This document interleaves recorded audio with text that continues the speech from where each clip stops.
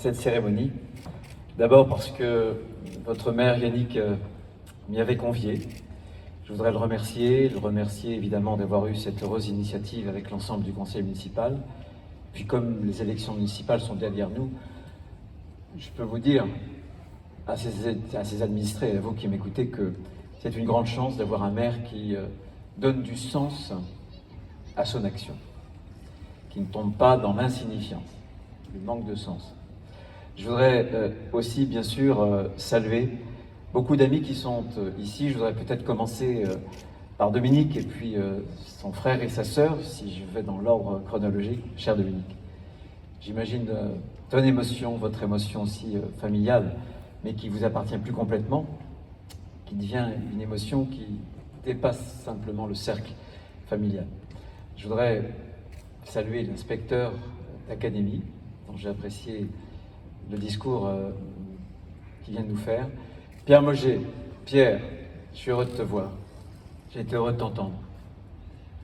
Quel hasard, mais ce n'est pas un hasard, si les Sables d'Olonne produisent des grands hommes, et si deux établissements scolaires, un collège qui porte ton nom, et désormais une école élémentaire, qui porte un nom d'un autre grand résistant, celui de Marcel Ordonneau, se côtoient comme vous vous êtes côtoyés dans la vie, enfants tous les deux de ce lieu, cher à la Vendée.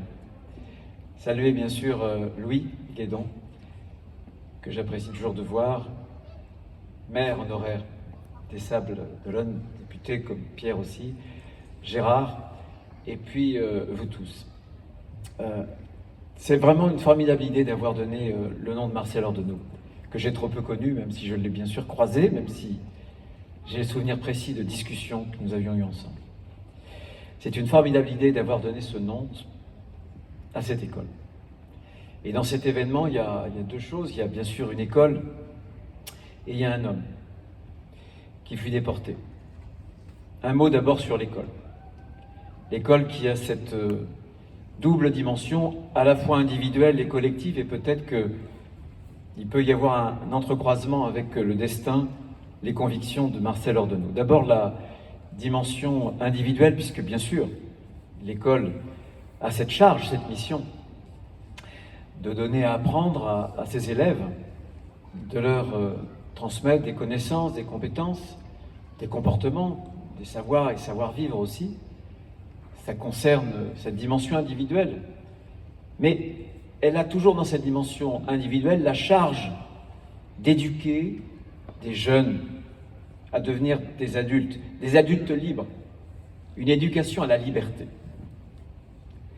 liberté qui soit la leur, qu'ils construiront dans leur propre chemin, dans leur réflexion, mais qui leur permettront d'échapper aux modes passagères, qui leur permettront d'échapper à l'opinion dominante, pour avoir leur propre parcours personnel.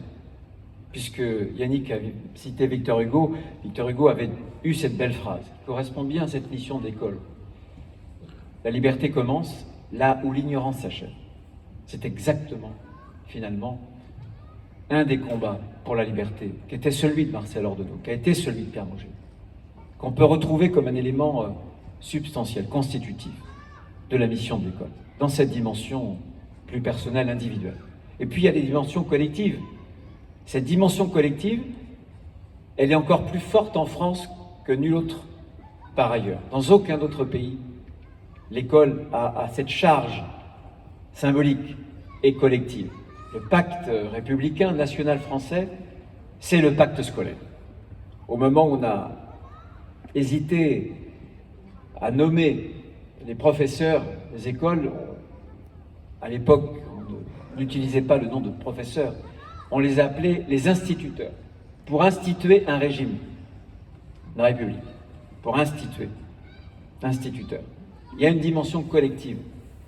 La dimension collective, c'est faire en sorte que chaque élève, d'où qu'il vienne, de quelque origine sociale, quelle que soit sa religion ou pas, quelle que soit sa couleur de peau, pour que chacun de ces jeunes puisse participer à notre vie collective, puisse appartenir à la communauté nationale. Et cette dimension et cette mission de l'école, c'est la grammaire de nos valeurs communes. Parce que s'il n'y a pas de valeurs communes, si nous ne sommes que des individus juxtaposés les uns par rapport aux autres, il ne peut pas y avoir une société, il ne peut pas y avoir une communauté nationale. C'est ça le rôle de l'école. Le rôle de l'école, c'est ce lieu de la continuation du monde, comme a pu l'écrire un jour Hannah Arendt, qui était juive, qui a écrit d'ailleurs un très beau livre sur le procès d'Eichmann à Jérusalem. Elle savait de quoi elle parlait. Le lieu de la continuation du monde. Eh bien, je pense qu'aujourd'hui, il y a une résonance. Et l'école est toujours ce lieu de la continuation du monde. Samuel Paty a été décapité parce qu'il était un professeur et qu'il a voulu apprendre la liberté à ses élèves. Eh bien, la mission de l'école, c'est aussi de lutter contre toutes les barbaries. On a parlé d'une barbarie nazie, bien sûr. Mais chaque génération voit malheureusement se dresser les hydres de ces barbaries. Et l'école, c'est le lieu de la civilisation. C'est l'antidote à la décivilisation, à la sauvagerie. Et là, je pense que le parcours de l'école se reflète dans le parcours personnel, dans les convictions personnelles, bien sûr, qui lui tenaient tant à cœur de Marcel Ordenau. L'école d'abord, et puis ensuite Marcel Ordenau, et la dénomination de l'école par la municipalité des Sables-d'Olonne, c'est à la fois, bien sûr, un message, je vais un peu d'en parler, et puis un hommage. Le message, on peut le caractériser rapidement et reprendre peut-être quelques mots que j'ai vus dans le préau tout à l'heure, qui étaient les mots qui avaient été écrits par vous les enfants, ou par d'autres enfants, puisque vous êtes les enfants du conseil municipal des jeunes, trop grands peut-être pour encore appartenir à cette école élémentaire. Le mot avenir, le mot d'avenir et d'histoire. Il n'y a pas d'avenir désirable, il n'y a pas d'avenir aimable qui soit fondé sur l'oubli. Yannick l'a très bien dit il y a quelques instants, inspecteur d'académie aussi. Et individuellement, bien sûr que l'amnésie est une maladie, mais l'amnésie est aussi collectivement une amnésie. On se condamne à répéter l'histoire et surtout les erreurs du passé. Et le devoir de mémoire qu'évoquait il y a quelques instants Pierre Mauger, ça n'est pas, contrairement à ce qu'on pense, un devoir tourné vers le passé. Bien sûr qu'il faut honorer nos morts, parce que le vrai tombeau de nos morts, c'est le cœur des vivants. Mais le devoir de mémoire, c'est un devoir qui concerne l'avenir, qui concerne les futures générations. Et ça, Marcel Ordenau l'avait complètement compris. À quoi servent des cérémonies d'anciens combattants si on n'intéresse pas à notre histoire, à notre passé, les jeunes générations? Si on ne transmet pas le flambeau, à quoi ça sert? Nous avons ce devoir, bien sûr, d'éclairer l'histoire. Et pas par la repentance. Bien sûr que chaque nation a ses heures de gloire et ses heures plus obscures. Mais notre histoire est grande. Et nos gloires sont belles aussi. Commencer par celles qu'ont écrit des hommes comme Pierre ou comme Marcel Ordenau. L'avenir, bien sûr. Il y avait un autre mot, c'est la liberté. Et il n'y a pas de liberté sans responsabilité. La liberté, ce n'est pas un point de départ. Je suis libre. Non, la liberté, c'est un point d'arrivée.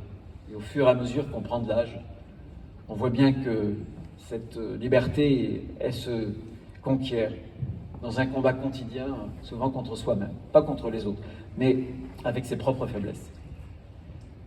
La liberté va avec la responsabilité. La responsabilité, c'est l'exercice quotidien de la liberté.